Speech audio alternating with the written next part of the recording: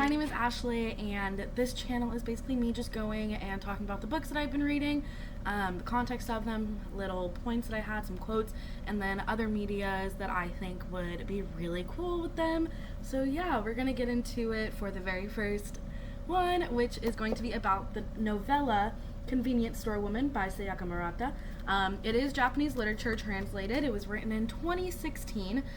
Basically what it's about is a woman named Keiko, and she is a 36-year-old woman who works in a convenience store, and she has worked there for the past 19 years, and she's basically grappling with life and like how to navigate it while also living up to her own expectations without the pressure of everyone coming in.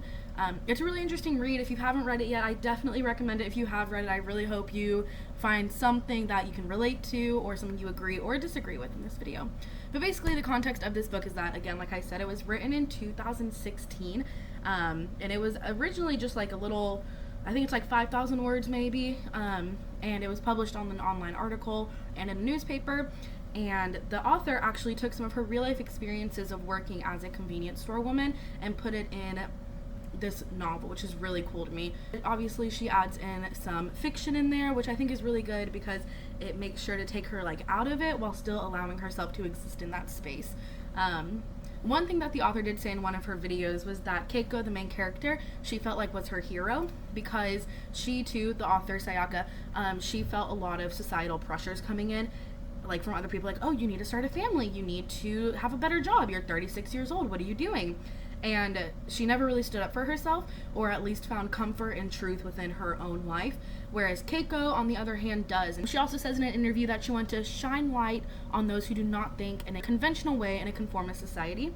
And I think that is very cool that she wrote this in 2016, and we're reading about it in 2025, and that still is like true today. Like, we still live in a society where there are expectations for any person in general to act a certain way because of who you are, and I think it's really cool that she shines a light that you don't have to act a certain way just because you look or act or talk a certain way.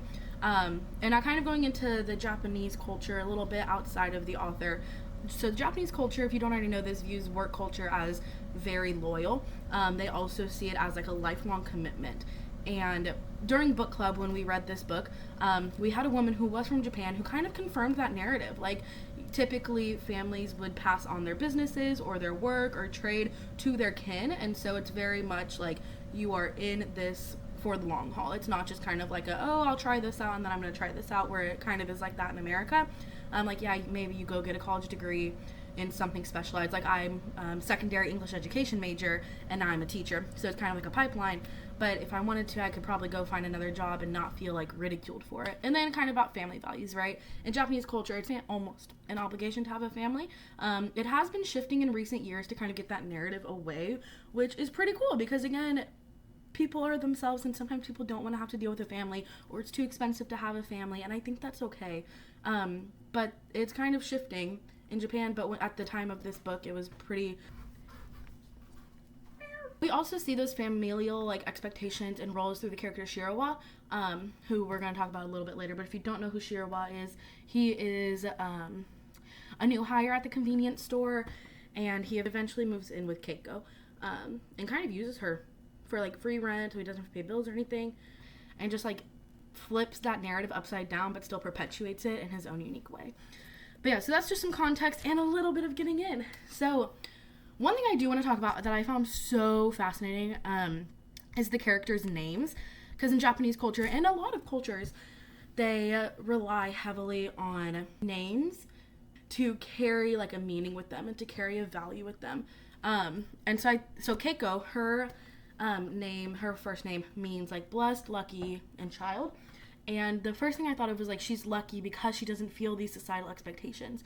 Like, she is someone who is so free-spirited and so free-willed that she just doesn't give a flying fuck. I don't know. And I think that's what makes her lucky. And then Shirawa, his name means white feather and chosen one. And I have not been able to figure out why that name was given to him. I don't understand what he's the chosen one for. Maybe like chosen one to kind of like flip those gender expectations and like familial expectations, but like I cannot figure it out. But I found that really interesting that the author gave him that name when I don't think he's deserving of it. sue me. I don't think he's deserving of it. If you want more information on the other names in the book, just let me know, and I will for sure give them to you because I've written them all down and I got really invested in this book. But let's get into like the main brunt of my points. The first thing that I really wanted to talk about was the beginning of the novel, and the end of the novel starts and ends with music. And I think that is really interesting because music, as we all know, can like help people decompress after a long day, or help them find reassurance, or help them like cope with their stress. It can show them support and connection with people who maybe like the same music.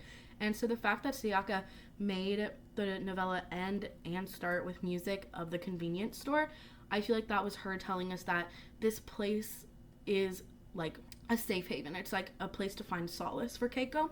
And I thought that was really interesting for her to do that, because not often do you think of a workspace, especially a convenience store, which is lowly working, allegedly, which we'll get into that later, as somewhere that you find peace, because it can be so chaotic. You're always trying to restock, you're always trying to help guests, you're always trying to watch the cameras, count the tills, do whatever it is you're doing. And I just feel like that isn't typically a place people would find solace. There have been a lot of conversations about Keiko online. When I first read this, I thought she was probably neurodivergent, and a lot of people online would agree with that. But again, the author has never explicitly stated that, so I don't want to just assume, oh, she's neurodivergent.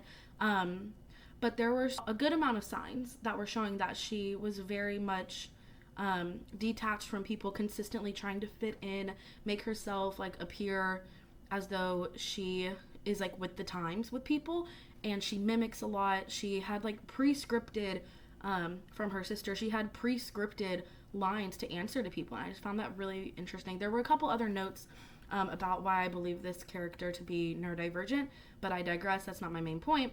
My main point is that anytime she is talking with her coworkers about something, she's never truly focused on what they're talking about.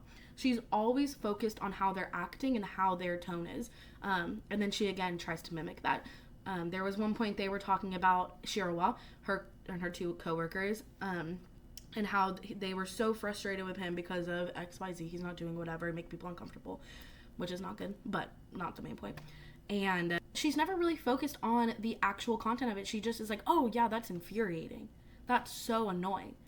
And even her coworkers call her out on it. They're like, you never seem as like upset as we do, or as angry as we do. And she's just like, I am though, I am. And so it's just kind of like awkward. And I find that really interesting because she never fully allows herself to like dive into a conversation because she's so worried about how other people will perceive her. Which later in the book, she talks about how people are like, it's so sad that people need reassurance. And it's like, babe, you do too. If you didn't need reassurance, you wouldn't be trying to mimic these people. You wouldn't be trying to fit in. And so I do think that Keiko needed reassurance. And I think that's okay to need reassurance. But even then, like, from a young age, she was always trained to just like try and not be herself. At the very beginning of the book, it tells us like a little back story, basically, of where a bird died, and she was like, oh, let's cook it, like my dad loves to eat bird. And all the kids are like, no, like that's weird, we need to bury it, we need to have a funeral for it. And so they put flowers on it, which I thought was so interesting. A little thing about life.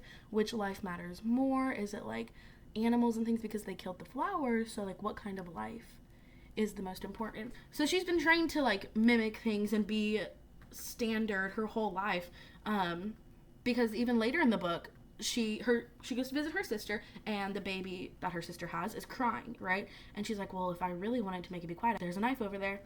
And she represses that. Obviously, she's not going to say that to her sister about her niece, but she just consistently is looking for that reassurance, and she's consistently looking for a way to fit in, trained from a young age, which is so absolutely sad, because later when we get into some of my favorite quotes, she's like, oh, I needed to be cured, I need to be fixed, I need to get help. And it's like, no, babe, like, you don't. You just have to, like, allow yourself to exist. Sure, maybe, like, refrain a little. Don't be talking like, oh, I'm gonna kill this baby because it's crying. Like, don't say that out loud. But, like, you're not, like, a wrong to be having these thoughts because, sorry, babies crying are really annoying. But you can't do that, obviously, right? And so I just find that so interesting that she never really allows herself in conversations because she's so scared of how other people are going to view her.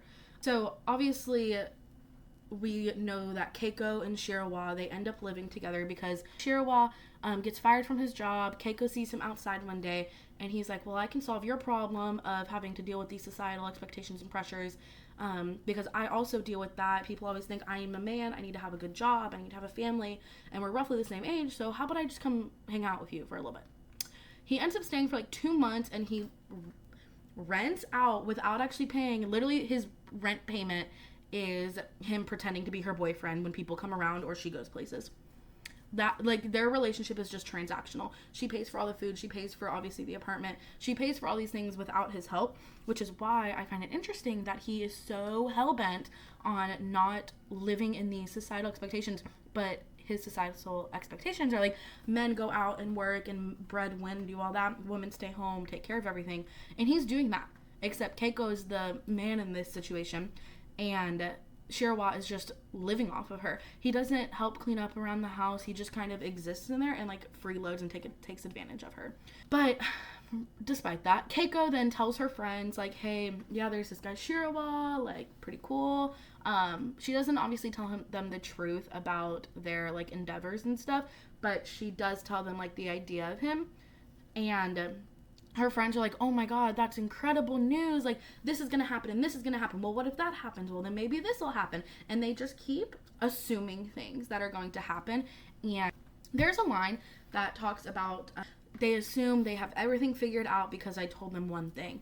And it made me think, like, is a person who's free, like no familial obligations, from restraints of like societal expectations, unpredictable, right?